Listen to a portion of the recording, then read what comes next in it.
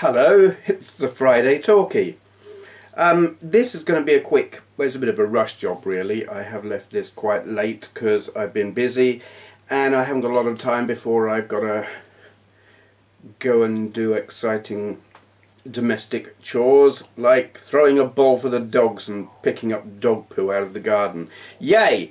Actually I pick up the dog poo first, because if you throw a ball without having done that, they run through it. And you really wanted to know that. Anyway, what have I got for you today? Not a lot. Time is short, but a couple of, not exactly a tag response actually. I quite often, if I'm limited in terms of things to talk about, I respond to tag videos. And there are people out there who regularly do really good like tag questions. They set questions or whatever, and I don't want to say it's always the same people, but it's always the same people. They just ask really good questions. And this week, Lawn Boys Post 1975 asked, why do you do retro? Or why do you retro? Or, you know, why are you into the retro thing? And also, MaximumRD, Rob, asked, what was your very first computer? And I could do specific responses to both of these because they're good questions, though I have actually answered in previous videos these questions in one form or another. And here's the thing, I am kind of reaching the point now where there are those of you who've been watching my videos for a very long time. Did you know last Sunday was, I've been on YouTube for 5 years. I didn't realise until after the fact, otherwise I might have mentioned it in my last Friday Talkie, but I hadn't noticed. Yeah, 5 years doing this, and some of you have been watching through pretty much all of that. And I will do something like I'm about to do, and you're probably going to be sitting there thinking, yeah, I know all of this. But there are a lot of new viewers who I'm pretty sure haven't gone and watched through the over 1,000 videos that I've put up, so don't know the stuff that I'm about to talk about. And it kind of covers what was my first computer and why do I do retro, but a whole load else as well. I'm basically going to tell you my computing and gaming history. How did I come to be doing what it is I'm doing now? I know I've covered this before. In fact, I think on my very first Talkie I did exactly this. But, you know, 5 years on, what the heck, I'll repeat myself. I don't care. I haven't got any other ideas right now. There's the thing, I'm on the brink of a hiatus right now. This will be the last video I do until I'm looking at 2 weeks. I had said 1 or 2 weeks. I think it's going to be 2 weeks minimum. I don't think I'm going to stretch it out an awful lot longer than that. I need the time to work on my website, and in all honesty I need a break. I'm a little bit burned out. I love doing this, but I need a break.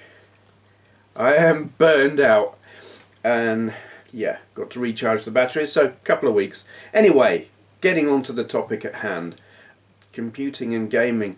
Kind of, for me, I've spoken about the very first games I ever played, which were electromechanical things well, the first one was in a working men's club, but actual video games. The first video game I ever played was a Pong machine in a laundrette, a toaster, and I could not understand how you could control an object on a TV screen. My experience of TV was that you had cameras in a studio and then that was beamed to your TV, and it was purely, you watched it and that was it. So how could you possibly be controlling something on it? I couldn't get my head around it at all.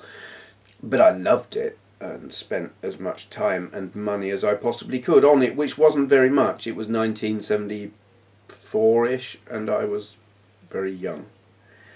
But my first experience of like home gaming was, again, it was Pong machines. I think I lived at Dean's Hangar by this time. The Pong machine had been at a place called Toaster in Northamptonshire. Then we moved to a place called Dean's Hangar, still in Northamptonshire, but on the Buckinghamshire. None of this matters to any of you. I'm just framing it in my head so I can know what I'm talking about. Yeah, a friend across the road had a Pong console, and we played that.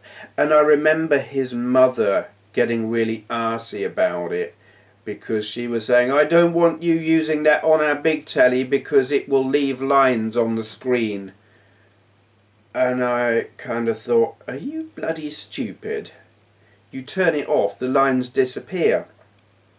Only now do I know what she was talking about. She was talking about phosphor burn-in, where if you've got a static image on a screen for a long time, it will actually burn into the phosphor on that screen.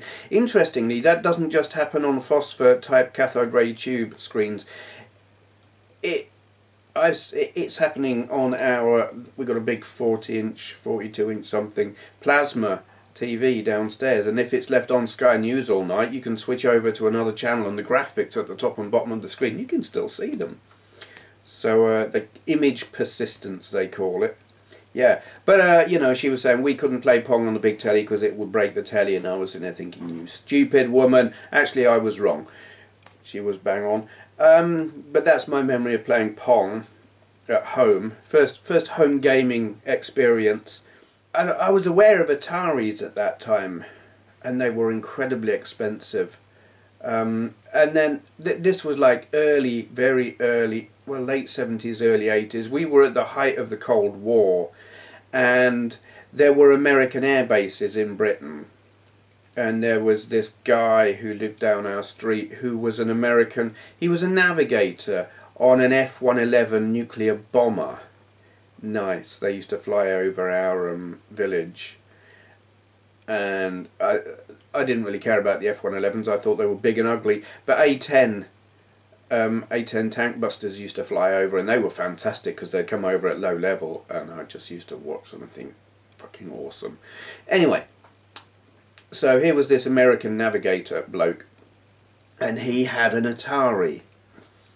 It was an American one, it was NTSC, and he had this standards converter that would convert the power to from 240 to 110 volts, AC and DC and all that crap, whatever, and a video standards converter, so he could play the NTSC signal on a PAL TV. It seemed like all the military types who were over here had this equipment. Big box. Anyway, he lived dead opposite the friend of mine who lived down the street who'd got the Pong game. Anyway, so he invited us round there to play on his Atari, and the very, very first Atari game I ever played was Adventure, and I still love that game. Just because of that experience, I think. It's like absolute nostalgia. And this guy was really, really good at it. I mean, the dragons would come along and he'd have your little square and he'd be going bounce, bounce, bounce, bashing the dragon on the head, which I thought was great because I just instantly got eaten by them when I tried it. Anyway, yeah, so that was my first experience of home proper consoles as opposed to Pong machines. But computers...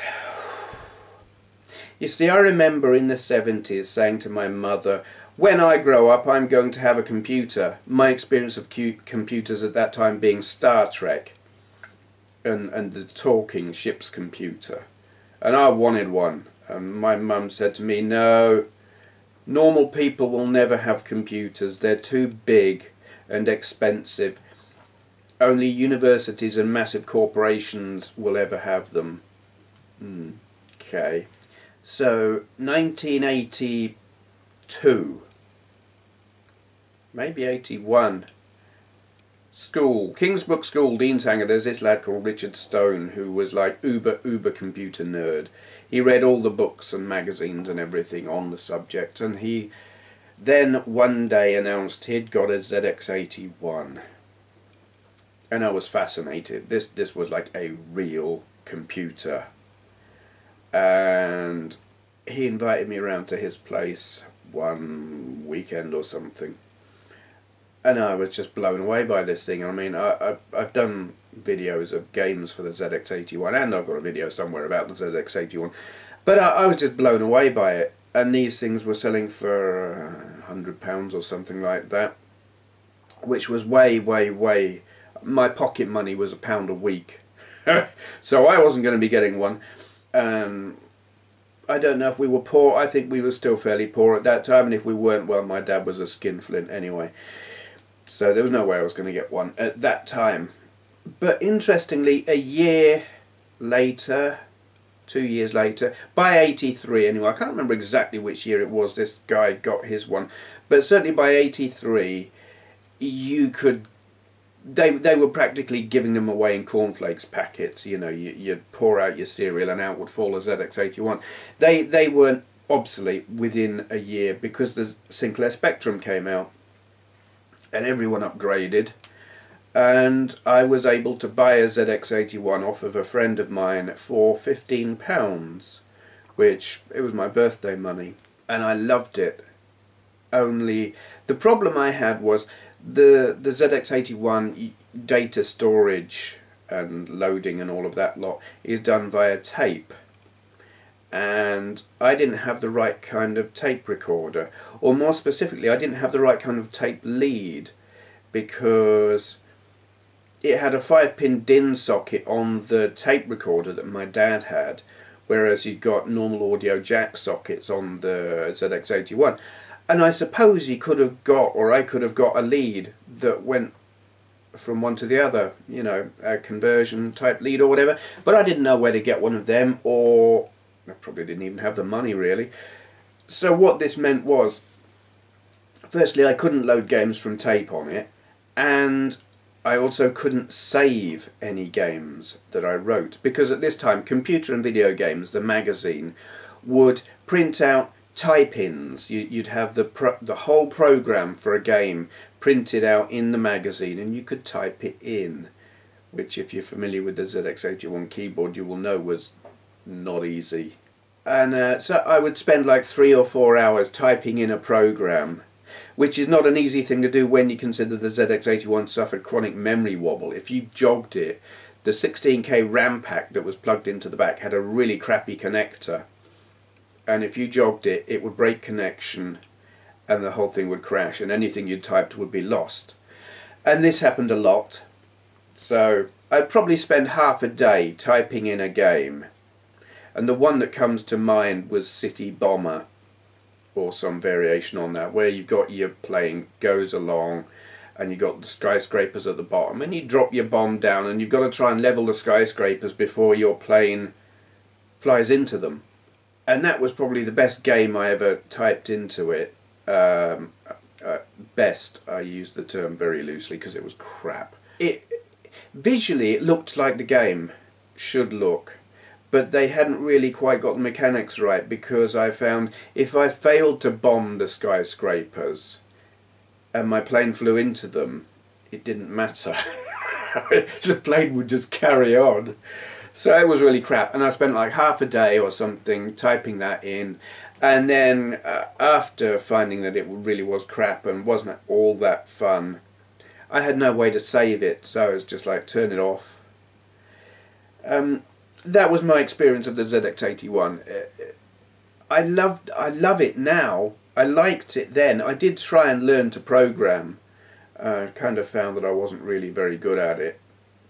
But because I couldn't save anything, it became kind of pointless. But that was my very first computer. I've got 2 of those now. One I bought for £25 in a jumble sale at Lewis near Brighton, and one I was given by a chap called Rob from Shropshire, whose surname I don't remember, but I'm very grateful to him because he gave me a load of stuff. Yeah, that was my first computer. My second computer, in fact shortly after I got the ZX81, or shortly before, and I don't actually remember which, I got an Atari 2600 for Christmas.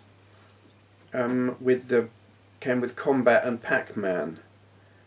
And I remember playing them on Christmas Day, and it was like, Combat, I don't like Combat. I know it's meant to be an incredibly great 2-player game, but I find it crap. The tanks are alright, but the planes, you're 2-player. You've got guy 1 with plane there, guy 2 with plane there, and you both do the same speed. So you'll just have that guy keeps going that way, this guy keeps going that way, and you know, it's and neither of you can catch the other. It takes one of you to turn around and go back the other way. And generally the guy who turns around is the guy who gets shot. So it takes cooperation to be able to have a game, and that to me made it rubbish. I didn't like that. Pac-Man, yeah, I clocked it. I wasn't playing it on the hardest level, but I clocked Pac-Man that Christmas and kind of thought, this is not really like Pac-Man. It's a bit rubbish. But I had nothing else to play on it, so I put it on, and just easy enough so that I didn't die. And played it to death. Then, actually it was quite a long while. That was in '83, and it wasn't until '85 that I got another computer, which was the Atari 600XL. They were discontinuing them, and Boots the chemists had got them in Milton Keynes shopping centre for £30, and I decided I've got to have one of them. Little did I know that you needed a special Atari tape deck to load the games. I thought I can plug a normal tape recorder into this. Nope, couldn't. And while they were selling the computer for £30, finding a tape deck, I couldn't find one. I didn't see one in any shop for years, and when I finally did, it was £50, and I thought, no bloody way. Wasn't having that. Disappointing. So I only ever had one game for that 600XL, which was some football game on a cartridge, and I lent that to my friend across the road, who never gave it back. Bastard. So computing at that time, I was still like, I tried programming the Atari. I wasn't very good at it. Again, I'm not a good programmer. So it was another year, and then there was this electronics shop in Stony Stratford that they were selling Acorn Electrons. This was when the Electron was kind of being phased out, and they had one there for £60 with a tape recorder, which I thought great, and games as well. Yeah, there were other games bundled with it. So I went and bought that and loved it. That was my main computer and gaming system for years. And I mean, that even though that when they stopped making it, you could still buy games for it for quite a while. I have got a box about so big, just full of games for that. I've done videos of most of them. Some I couldn't get to load, so yeah, I haven't done videos of all, but I've done videos of a lot. Anyway, loved it. That was my system of choice for a long time. I got it in '86. The next thing I got was a Mega Drive, and that would have been in about probably about 1990, maybe 91, something like that. I was working in a shoe shop, Oliver's in Milton Keynes, who've since shut down because they were crap. Yeah, I got a Mega Drive, and then a year, 2 years after that, something like that, I got a SNES, and then I got an Amiga. I got a 600 in about 93, something like that, 92, 93, I think. And then a year later I got a 1200, and that became my computer of choice, my main computer, my main gaming system for a very long time. So probably about 94. I used the Amiga for just everything. It was the machine I mean, I was doing graphics on it like Deluxe Paint, but I was doing 3D ray tracing. I was making music with Octamed Sound Studio, ray tracing with Imagine 3D. I went and spent £100 on Imagine 3D 3, and 6 months later they put Imagine 3D 4 on a bloody cover disc for free when I spent £100 on 3. The difference, well, the only reason I wasn't really gutted was that you needed the manual. That program was so complicated that if you didn't have the manual, you were never going to make proper use of it. It took me 3 years to learn how to use that program, and I think I forgot how to use it within about 6 months. If you didn't use it all the time, you just lost it because it was so complicated. I did some great stuff on it, but God, it was hard. yeah, my first internet experience was on the Amiga. Voyager browser, no JavaScript, no Java, no Flash, nothing, just plain HTML. It could do tables, frames, graphics. That was it. It was really, really basic. And I remember I'd been reading about internet addiction and all these people who were hooked on the internet, and I couldn't for the life of me work out why. You know, I was sitting there looking at these websites thinking, well, so what? I would get a better experience reading a magazine. It wasn't very impressive.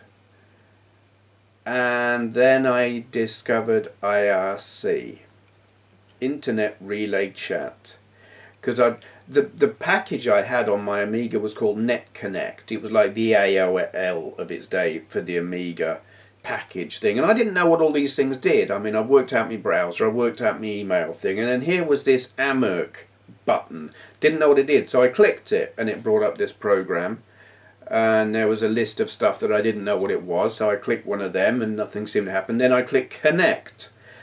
Yeah. I found this little window opened up, and at the top or somewhere in it said #AMERC, and I was like, I don't know what the bloody hell this is. And then all of a sudden there's all these people talking, and I'm like, who are these people talking in my computer? What are they doing on my screen? What the hell's going on? And I fairly crapped myself. It was like, oh my god, I'm going to look a twat because I don't know what I'm doing. They're all looking at me and thinking, who's this guy? They weren't looking at me. They were completely oblivious to my presence because I wasn't talking.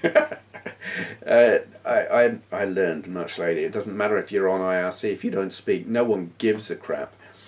But anyway, this was where internet addiction became a thing for me. IRC. I got hooked on the Amiga, and it was years before I stopped using IRC. In fact, I still have an IRC program on my main computer now. I don't use it because most of the places that were good are no longer good. Yeah, and it was whilst using the Amiga that I got an interest in retro. I started going to car boot sales with a girlfriend I had at the time, and I noticed that they'd got 8-bit computers that I had heard about when I was in school, and they were selling them cheap, like £10 for a BBC Micro. And I just thought, I gotta have that. And Spectrums and all kinds of stuff, and these things were turning up at car boot sales and jumble sales and flea markets. Lots and lots of them. Stuff that I remembered when I'd been in school and had really, really wished I could have, but I couldn't afford. And here they were selling them for £10, £5. I think I picked up my 48K rubber keyboard Spectrum for a £5. This is how I came to get into retro. It was all about, I made a choice at that point, when I was still using my Amiga as my main computer, that I was going to collect all of the old computers that I couldn't afford when I was a kid. There was no real interest in buying the software. I didn't care about the software. I just wanted the computers, and it wasn't even going to be consoles. That made me jump. It was just going to be computers. Consoles at that time, well, yeah, I did actually pick up an Atari just because I got one for a bargain, but you know, I wasn't going to concentrate on them too much, and to my mind at that time the Mega Drive was still the main console, and things like the Master System and the NES weren't retro to me. They were just the last generation. They weren't old enough, so I ignored them. I could have picked them up for a song, you know. You'd get a NES at a jumble sale for 50p. Never mind the games, the console, 50p. Yeah, that's how I got into the retro thing. There were occasions, I picked up my Commodore 64 for, I don't know, a bargain price, and it was in a big cardboard box, the computer, the power supply, and there was just a mass of games with it. I didn't care about the games, but they were with it, so I thought, okay, fine, I'll take them as well. And I found a lot of stuff when I bought an old system was like that. There were games bundled with them, and it's probably how I find myself with 3/4 of the software I've got. It was just bundled with a console or a computer or whatever, and it adds up. And of course, as time's gone by, the stuff that I considered back then when I started to be not retro enough now is really very retro. The NES, the Master System, to me when I started they weren't old enough. Now most people, no, lots of people seem to consider them where retro started, probably because they're too young to be... Stop it! They're too young to be familiar with the stuff that came before it. You know, it's like NES, Master System, yeah, that's retro to me, you know, it was too modern. But now I consider it valid, and now I kind of... Dreamcast to me is where retro starts. Anything more modern than that, Xbox, give the Xbox a few more years and that will probably just about qualify. I mean, I play them anyway, as you know, because I put videos up.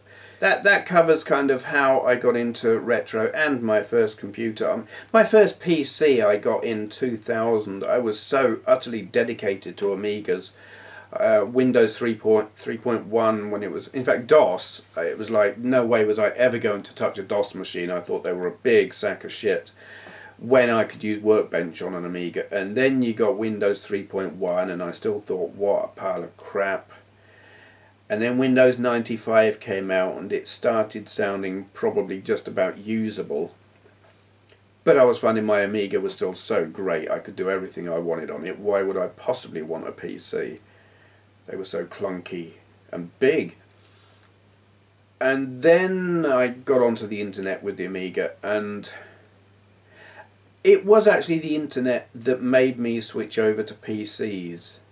Partly because the Amiga had ceased to be a viable thing. Like they weren't making them. If you wanted an Amiga, it was old stock. There were going to be no new ones. Commodore had gone bust. Gateway 2000 had gone bust. You know, everyone who bought it went bust. So it wasn't being developed, and I was on the internet and I wanted Java, and there was no Java support whatsoever for the Amiga. JavaScript, you could use AWeb, and I think later versions of Voyager supported it as well, but no Java, and Java mattered at that time. So I bought a PC off of a friend for £200, had Windows 98 on it, and it crashed about twice a day, and I kind of, this was normal. It was normal for Windows 98 to crash several times a day if you used it a lot, where now if my computer crashes I'm horrified. I've got Windows 7 on here. It has been up without a reboot for a couple of weeks. Yeah, and there I was back then, quite happy with 2-3 crashes a day. That was normal. How things have moved on.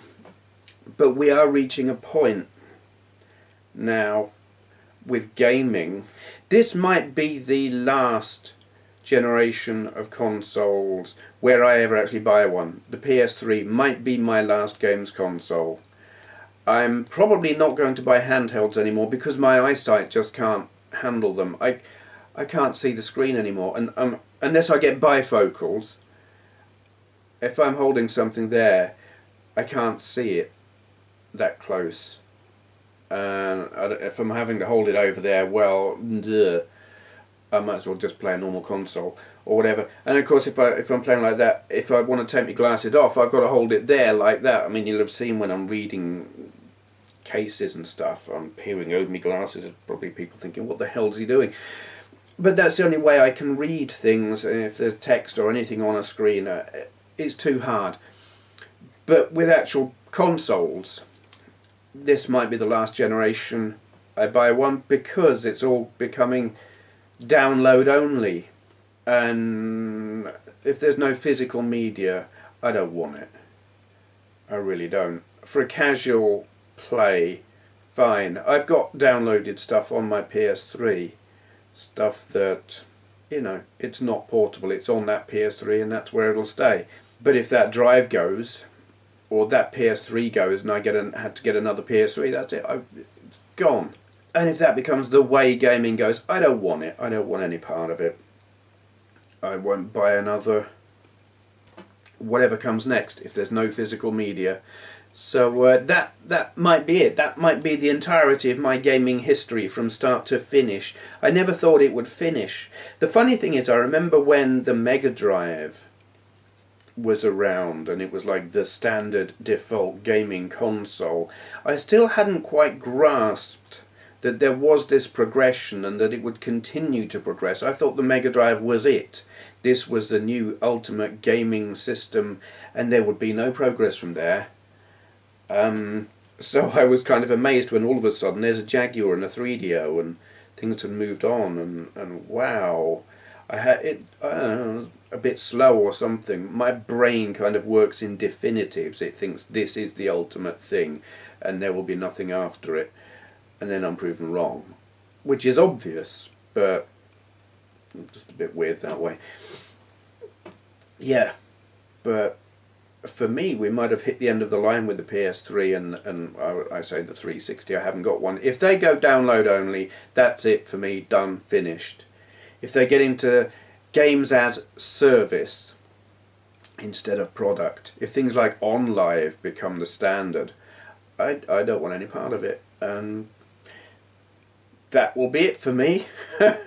Game over. I will just be completely about retro gaming. I mean, there are probably lots of people who watch my videos and think I'm all about retro and that's all I do. But I play the modern stuff as well. I've never stopped moving with the times as far as gaming goes, but I never stopped playing the old stuff either. If I like a game, I like a game. I don't care how old it is, I'll play it. But this might be where it ends. And it's like, then I will be completely about retro and the modern gaming can get stuffed, because if there's no solid media, I don't want it. Well, that was a nice long extended waffle. I haven't got a shout out. Like I said, I am so limited on time. I say limited, I don't know how long I've just been talking for. That felt like quite a long while. But that's all I've got for you.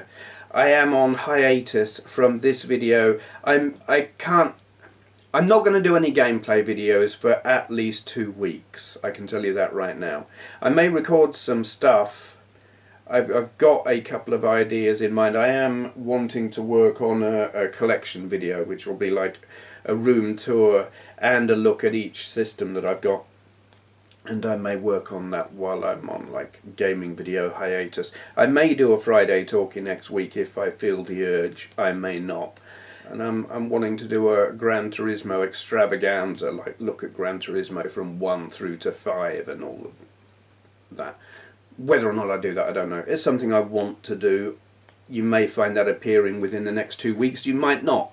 But yes, definitely no gameplay videos for the next 2 weeks minimum. Might stretch to 3, probably not. Probably 2 weeks will be enough. I need to work on my website and I need a break because I am a bit burned out.